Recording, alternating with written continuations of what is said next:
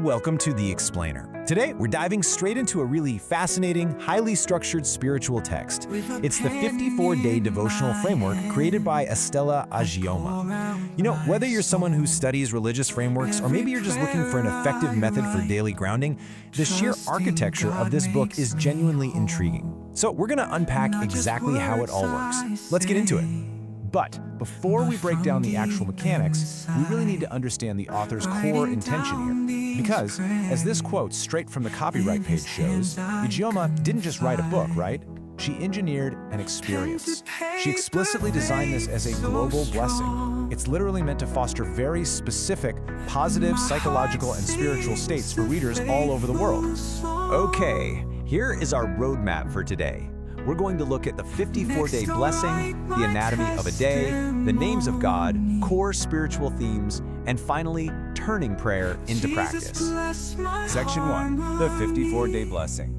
Now, the author actually subtitles this entire work A Birthday Blessing to the World, which kind of frames the act of reading it as this shared global event. And rather than just tossing you a random list of inspirational quotes, the book guides you on a highly intentional progression. It grounds you on day 1 with identity and purpose. Then it moves into some deep emotional work with inner healing by day 30, pushes toward purpose discovery on day 40, and culminates completely on day 54 with the blessing of God. It's got a very clear, deliberate beginning, middle, and a triumphant end. And, you know, the absolutely crucial point here is the sheer volume of this commitment. 54 consecutive days dedicated to exploring different facets of faith. Think about that for a second. In our modern era of rapid-fire content and quick fixes, asking someone to engage in a continuous, nearly 2-month-long spiritual exercise, well, that requires a phenomenally strong underlying structure to keep them anchored. Which brings us to Section 2, Anatomy of a Day, a structured daily path. So how does she keep people anchored? Well, Estella Agioma engineered each of these 54 entries using an identical, precise architectural blueprint. She's not trying to reinvent the wheel every morning. Instead, she relies heavily on form. If we break down this daily formula, you can see the exact structured path readers walk every single morning. Each day features these exact 6 components. First, a targeted blessing focus. Second, a specific name of God. Third, a foundational scripture. Fourth, a Bible reflection. Fifth, a prayer and blessing. And finally, sixth, a space for personal supplication. This predictability, it creates this really calming, rhythmic daily ritual. And honestly, here is where the structure gets incredibly clever. The author uses this exact repeating text for the Bible reflection and similarly repeating text for the prayer every single day. The only word that actually changes is the specific name of God inserted right there into the bracket. This repetitive phrasing acts as a meditative anchor. Instead of introducing overwhelming, totally new theological concepts every single morning, it roots the reader in a steady, unmoving truth. It's brilliant. Moving on to Section 3, the names of God. Ancient names, new focus. So, if the reflection paragraph stays mostly the same, what actually changes? Well, this table brilliantly illustrates how the author connects specific ancient names to highly targeted, very modern spiritual needs. For example, Jehovah Rapha, the healer, is paired with finding strength in weakness. El Roy, the God who sees, is intimately paired with a very tangible, real-world need, financial mercy. And Prince of Peace aligns with trusting divine timing. It's this seamless bridge between ancient scripture and everyday contemporary struggles. While that foundational reflection text remains identical, rotating through these 54 unique biblical names, from Yahweh to El Shaddai to the Bread of Life, it provides a completely fresh perspective for the reader every single day.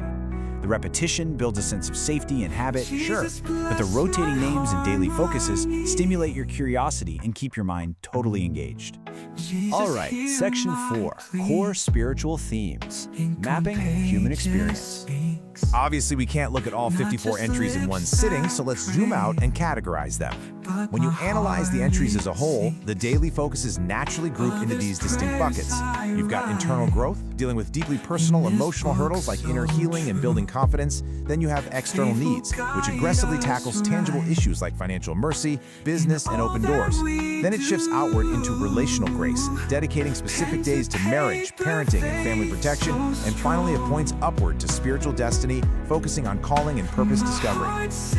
Seeing this balanced distribution really reveals how the devotional attempts to provide a holistic, comprehensive spiritual covering for the reader's entire life. It doesn't just isolate faith to like a Sunday morning feeling.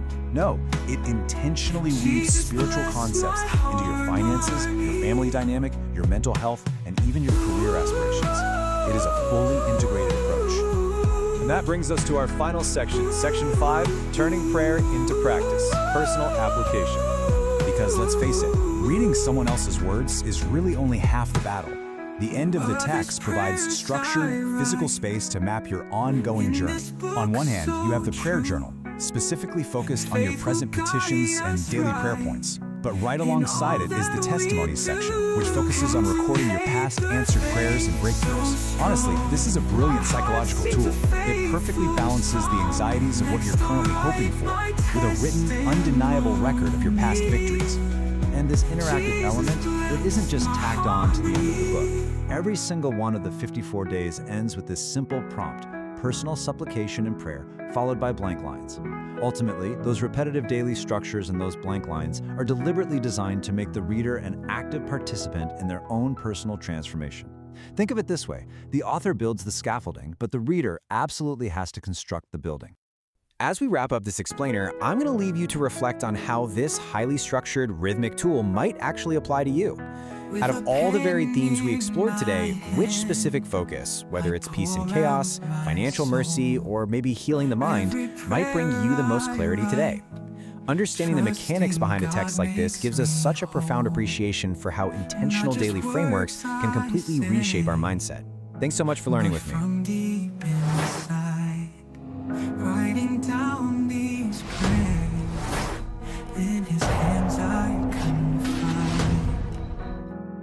Pen to paper, faith so strong.